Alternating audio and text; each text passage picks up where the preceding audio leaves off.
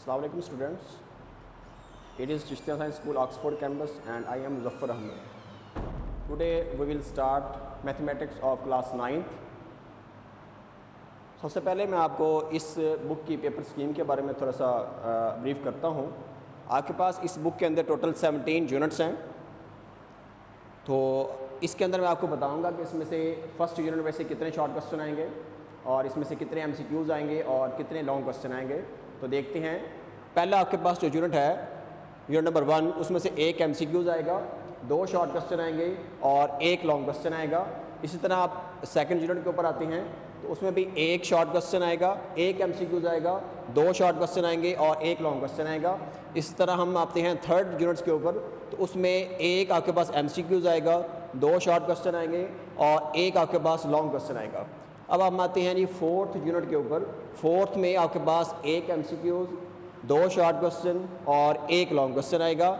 इसी तरह अब हम आते हैं जी यूनिट नंबर 5 के ऊपर। इसके अंदर भी आपके पास एक MCQs आएगा, एक शॉर्ट क्वेश्चन आएगा और एक लॉन्ग क्वेश्चन आएगा।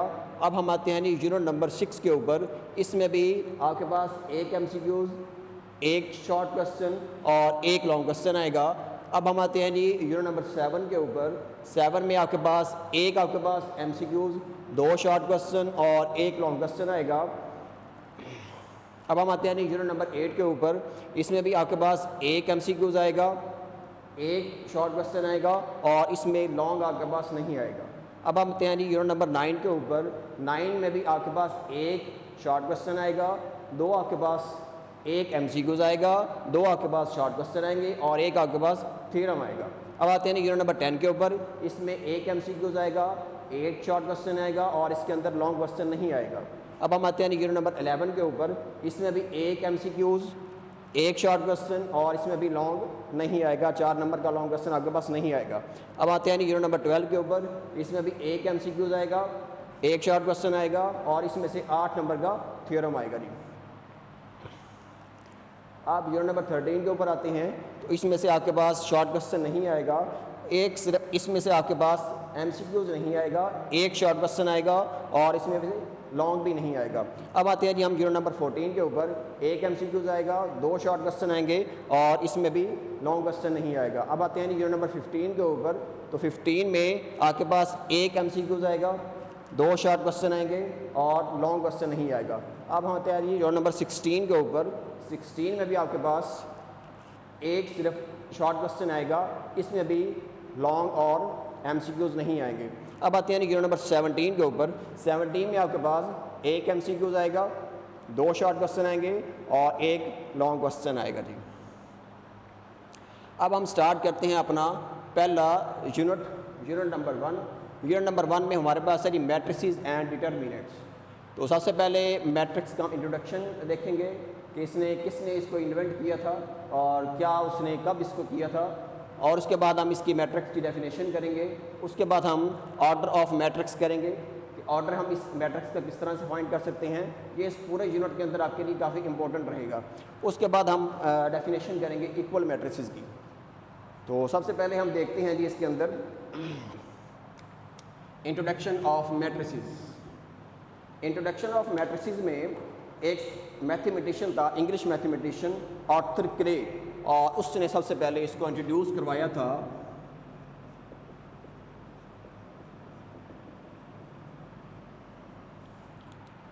आर्थर क्रे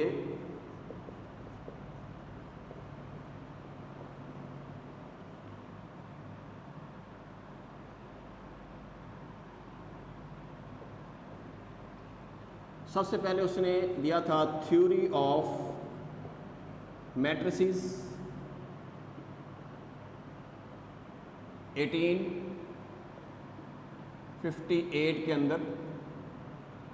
ये एक इंग्लिश मैथमेटिशियन था, उसने मैट्रिक्स को इंट्रोड्यूस करवाया था और जो पहली थ्योरी उसने पेश की थी उसका नाम था थ्योरी ऑफ मैट्रिसेस 1858 के अंदर। अब उसने बताया कि हम इसको कहाँ पर यूज़ कर सकते हैं मैट्रिसेस को। हम मैट्रिसेस को यूज़ कर सकते हैं इन the field of mathematics, in the field of economics, in the field of statics and other branches of science. ये आपकी पेज नंबर 2 के ऊपर बुक के ऊपर लिखा हुआ है, आप इसको रीड कर सकते हैं जी। अब हम इसकी डेफिनेशन के ऊपर आते हैं जी मैट्रिक्स की। मैट्रिक्स की डेफिनेशन कहती है अगर आपके पास कुछ नंबर्स, कुछ रियल नंबर्स जिसको हम रोज़ और कॉलम की शक्ल में एक लार्ज ब्रैकेट के अंदर बंद कर देते हैं, उसको हम बोलते हैं मैट्रिसेस। उसको हम क्या बोलते हैं जी? मैट्रिक्स बोलते हैं।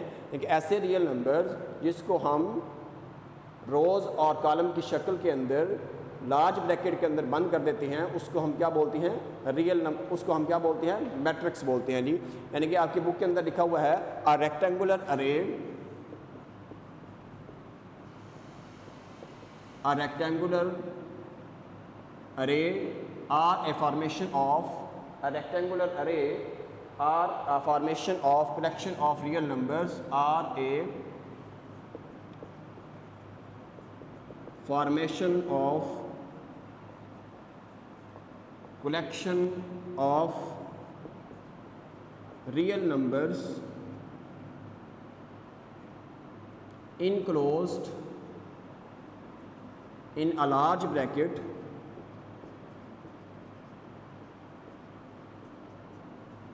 is called matrix।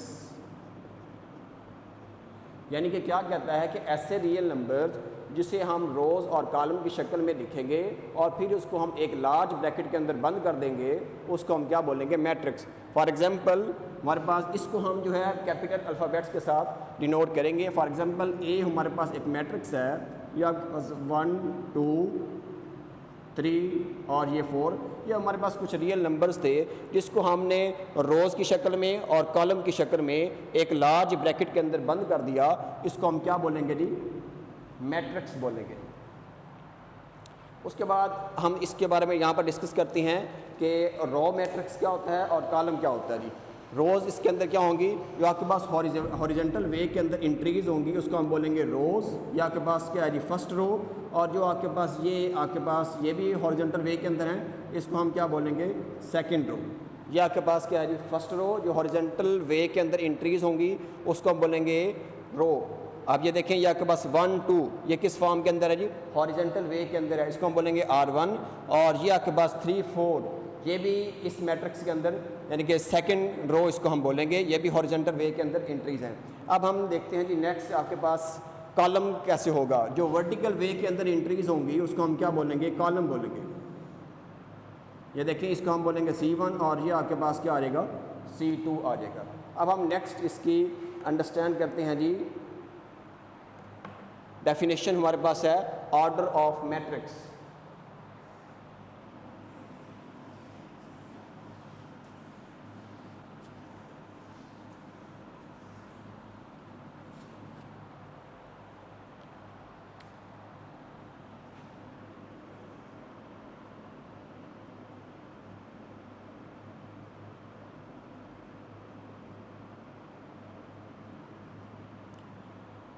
Order of matrix के अंदर जैसे मैंने आपको पहले कहा कि ऐसी इंट्रीज जो हॉरिजॉन्टल वे के अंदर होंगी उसको हम रो बोलेंगे, और ऐसी इंट्रीज जो वर्टिकल वे के अंदर होंगी उसको हम कॉलम बोलेंगे।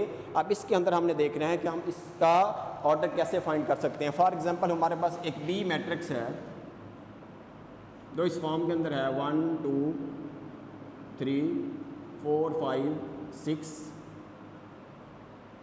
ये हमारे पास एक मैट्रिक्स है जी। अब इसका हमने ऑर्डर फाइंड करना है, तो जो रोज़ होंगी उसको हम स्मॉल m के साथ डिनोट करेंगे, रोज़ को हम स्मॉल m के साथ, और जो हमारे पास कॉलम होंगे उसको हम स्मॉल n के साथ डिनोट करेंगे, और इसकी जनरल फॉर्म है m/n। फॉर एग्जांपल अब हमारे पास ये एक बी मैट्रिक्स है, इसको हम देखते हैं कि इसका ऑर्डर क्या आएगा। सबसे पहले अब इसके अंदर देखते हैं इसके अंदर कितनी रोज़ हैं। तो इसके अंदर हमारे पास एक R1 है और दूसरी हमारे पास क्या है? R2 है। और इसके अंदर कितने कॉलम है जी? या आपके पास C1, या आपके पास C2, और ये क्या है जी? C3। यानी कि 3 कॉलम हैं और 2 रोज़ हैं। इसको हम किस तरह लिखेंगे? रोज़ को हमने किसके साथ डिनोट किया था? m के साथ, और कॉलम को हमने किसके साथ डिनोट किया था? n के साथ। तो रोज़ हमारे पास 2 हैं और जो हमारे पास कॉलम है वो कितने हैं जी? 3 हैं। तो ऑर्डर ऑफ मैट्रिक्स बी किसके इक्वल आएगा? 2/3। उसके बाद नेक्स्ट डेफिनेशन आपके पास है equal matrices.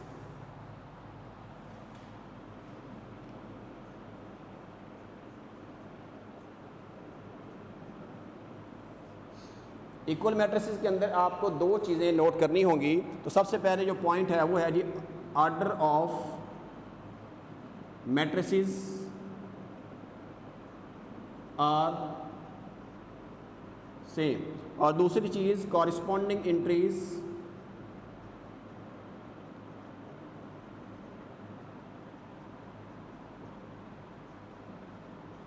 Are also same. Equal matrices की बात करें तो उसका मतलब ये होता है कि हमारे पास दो या दो से ज़्यादा मैट्रिसेस होंगे और इसको हमने आपस के अंदर इक्वल करना होगा। तो पहली कंडीशन वो कहता है कि उन दोनों मैट्रिक्स का या तीन का, पहली बात तो यह है कि उसका ऑर्डर सेम होना चाहिए, और second thing is corresponding entries, यानी कि बिल तरतीब जो एंट्रीज हैं वो क्या होनी चाहिए, सेम होनी चाहिए। अब हम इसकी एग्जांपल लेते हैं। फॉर एग्जांपल ए हमारे पास एक मैट्रिक्स है 1 2 3 और 4, और इसी तरह हमारे पास एक बी मैट्रिक्स है 5 और 6, और हमारे पास एक सी मैट्रिक्स है 1 2 3 और 2 + 2। सबसे पहले हम तीनों मैट्रिक्स का क्या फाइंड करेंगे, ऑर्डर फाइंड करेंगे। जब हम तीनों को ऑर्डर फाइंड कर लेंगे तो फिर उसके बाद हम देखेंगे कि इसकी कॉरस्पॉन्डिंग एंट्रीज किस किस मैट्रिक्स की आपस में मैच होती हैं जी। तो सबसे पहले देखें कि इसका ए का ऑर्डर क्या होगा। तो ए का order of A, order of A. तो देखें इसके अंदर कितनी रोज़ हैं जी, इसके अंदर हमारे पास 2 रोज़ हैं और 2 ही हमारे पास क्या है जी, कॉलम्स हैं। ये हमारे पास एक रो और ये हमारे पास क्या है, दूसरी रो। ये एक कॉलम और ये क्या है, दूसरा कॉलम। इसका ऑर्डर हम लिखें तो क्या लिखेंगे, 2/2। अब हम आते हैं बी मैट्रिक्स के ऊपर। तो इसके अंदर देखिए तो हमारे पास कितनी रोज़ हैं जी, हमारे पास 2 रोज़ हैं और कितने कॉलम हैं, एक कॉलम है। तो इसका ऑर्डर लिखें order of B, order of B. तो हम क्या लिखेंगे जी, 2/1, यानी कि हमने पहले रोज़ लिखनी है और बाद में क्या लिखनी है, कॉलम लिखनी है। अब हम आते हैं सी के ऊपर। तो order of C, order of C वो क्या होगा कि अब देखें जी इसके अंदर कितनी रोज़ हैं जी, 2 रोज़ हैं और इसके अंदर कितने कॉलम है जी, 2 कॉलम है इसके अंदर। तो इसको क्या लिखेंगे, 2/2। अब हम इसको चेक करते हैं कि कौन कौन से मैट्रिक्स आपस में इक्वल हैं। तो सबसे पहले देखें कि ऑर्डर किन मैट्रिक्स का आपस में इक्वल है। तो देखें ये ऑर्डर ऑफ ए, इसका भी ये मैट्रिक्स ऑर्डर ऑफ ए, तो इसका जो ऑर्डर हमने फाइंड किया वो भी 2/2 है। और अगर हम सी के ऊपर देखें तो इसका जो ऑर्डर हमने फाइंड किया वो भी क्या है, 2/2 है। तो अब हम इसकी इंट्रीज देख लेते हैं। जो हमने बी फाइंड किया था उसका ऑर्डर था 2/1, यानी कि ए और सी के साथ वो मैच नहीं होता। अब हम इसकी देख लेते हैं जी कॉरस्पॉन्डिंग इंट्रीज। तो कॉरस्पॉन्डिंग इंट्रीज का मतलब क्या है कि बिल तरतीब जो हमने नंबर्स लिखे हैं वो भी क्या उन दोनों मैट्रिक्स के सेम आते हैं कि नहीं आते हैं। तो फर्स्ट में देखें ए का जो फर्स्ट एंट्री थी वो 1 थी और सी की जो फर्स्ट एंट्री है वो भी आपके पास 1 है। अब इसकी सेकंड एंट्री 2 है, तो उधर सी से देखें तो उसकी भी सेकंड एंट्री क्या है, 2 है। अगर हम यहाँ से देखें थर्ड एंट्री 3 है, तो इधर से भी थर्ड एंट्री आपके पास क्या आ रही है, 3 आ रही है। अब यहाँ से देखें जो फोर्थ एंट्री है वो आपके पास यहाँ पर 4 है और यहाँ पर क्या है जी 2 + 2 है। दोनों इन दो को ऐड करें 2 + 2 को, वो किसके इक्वल आएगा, 4 के। तो इट मीन्स दैट आपके पास जो ए है वो फिर किसके इक्वल है जी, सी के इक्वल है। तो हम लिख सकते हैं ए किसके इक्वल है, ए इज इक्वल टू सी। तो मैं इसको दोबारा रिपीट कर देता हूँ आपके पास। तो सबसे पहले यूनिट नंबर 1 है आपके पास मैट्रिक्स एंड डिटर्मिनेंट्स। तो इसका इंट्रोडक्शन और फिर उसके बाद मैट्रिक्स की डेफिनेशन, उसके बाद ऑर्डर ऑफ मैट्रिक्स और फिर उसके बाद क्या है जी इक्वल मैट्रिसेस। तो सबसे पहले इंट्रोडक्शन है जी, एक मैथमेटिशियन, इंग्लिश मैथमेटिशियन था आर्थर क्ले, उसने इसको इंट्रोड्यूस किया। जो पहली थ्योरी उसने दी वो उसका नाम था थ्योरी ऑफ मैट्रिसेस 1858 के अंदर।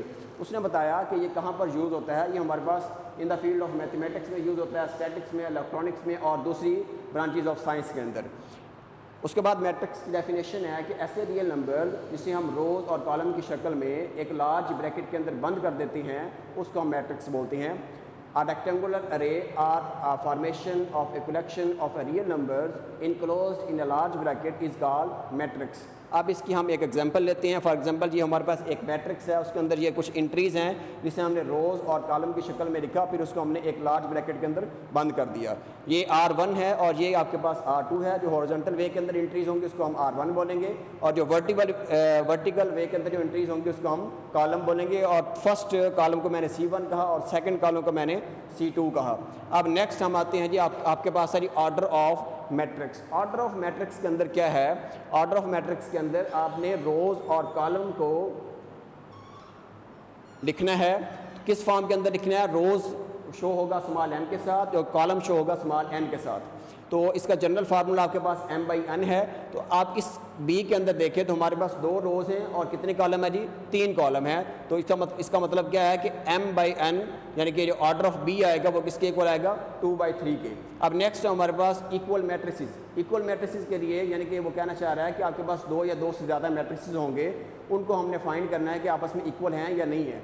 तो देखेंगे जी फर्स्ट आपके पास क्या आएगा, order of matrices are same, और सेकंड चीज़ क्या आएगी, कॉरिस्पॉन्डिंग एंट्रीज आर सेम। जो 3 मैट्रिसेस आपके पास गिवन होंगे उनको हम ये करेंगे, जो पहला आपके पास मैट्रिक्स होगा उसका भी ऑर्डर फाइंड करेंगे, फिर हम सेकंड का फाइंड करेंगे, फिर हम थर्ड का फाइंड करेंगे। जब हम तीनों मैट्रिसेस के ऑर्डर फाइंड कर लेंगे फिर हम चेक करेंगे कि ये तीनों मैट्रिसेस के जो एंट्रीज हैं वो भी आपस में इक्वल हैं कि नहीं है। जो आपके पास फर्स्ट मैट्रिक्स है ए, उसके अंदर एंट्रीज है 1, 2 और 3, 4। अब इसके देखते हैं इसके साथ जो सिमिलर एंट्रीज है वो कौन सी बनती हैं जी, आपके पास सी के अंदर है वो बनती है 1, 2 और 3, 4। आपके पास जो बी मैट्रिक्स है उसकी एंट्रीज के साथ सेम नहीं होती और उसका जो ऑर्डर है वो भी ए और सी के साथ मैच नहीं होता। तो हम इसको कह सकते हैं कि ए फिर किसके इक्वल है जी, सी के इक्वल है। अब नेक्स्ट हम चलते हैं जी एक्सरसाइज 1.1। एक्सरसाइज 1.1 और क्वेश्चन नंबर 1। क्वेश्चन नंबर 1 कहता है find the order of the following matrices. Find the order of the following matrices.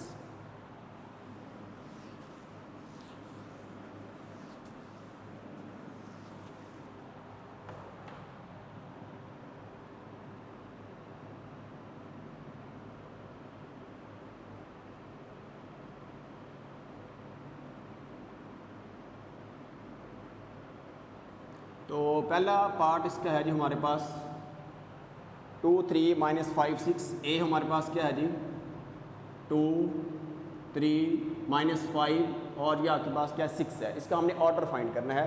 Order के लिए हमें देखना होगा इसके अंदर कितनी रोज़ हैं और कितने कॉलम हैं। तो इसका जनरल फार्मूला हमारे पास क्या है, ऑर्डर ऑफ ए हम लिखते हैं जी सबसे पहले ऑर्डर ऑफ ए।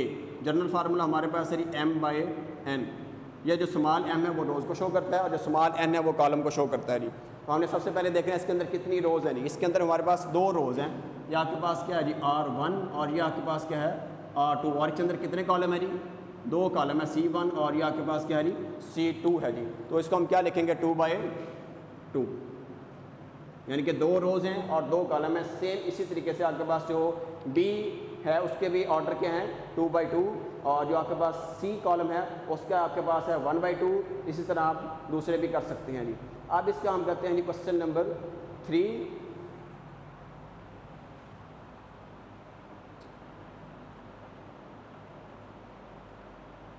चलें आज के लिए इतना ही काफ़ी है। इंशाल्लाह देखते हैं फिर नेक्स्ट लेक्चर के अंदर आपका इस एक्सरसाइज को हम ख़त्म करेंगे। अल्लाह हाफिज़।